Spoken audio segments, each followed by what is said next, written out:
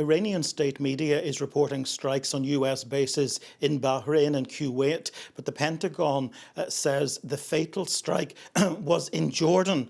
We know that the US has lost 16 personnel, as you say, since the war began. 7 were killed in a drone strike on a base in Kuwait on the 1st of March. Another 6 died in an aerial refueling incident and 1 in a helicopter crash. So these are actually the first 2 deaths as the result of direct hostilities since the second day of the war. In a statement from Tampa, Florida, US Central Command said, on July 17th, 2 US service members in Jordan were killed in action as US Central Command and partner forces defended against Iranian ballistic missile and drone attacks. Additionally, 1 service member is currently missing in action. Now, all of this comes after Iran's supreme leader warned of unforgettable lessons for America.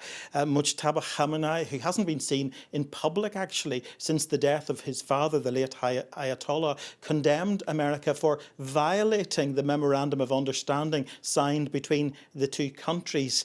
Tehran has actually suspended that now. He went on to say that repeated breaches by what he called the Great Satan prove that Donald Trump's signature is worthless and invalid. Those words came after 7 consecutive nights of US strikes on Iranian targets. Now, I suppose the big question is, now that America has lost another 2 service members and there is 1 missing in action, what does that mean for Donald Trump? I think historically US presidents have been able to withstand military casualties, providing they can convince the public that there is a clear objective to the war, that progress is being made, and that the cost is proportionate to the stakes.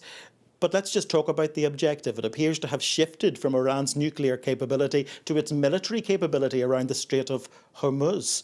We know that the US naval blockade is back in place there. We know that the Iranians are again targeting ships there. So progress isn't being made. And I think all of that means it is becoming increasingly difficult for President Trump as Commander-in-Chief to justify putting US personnel in harm's way.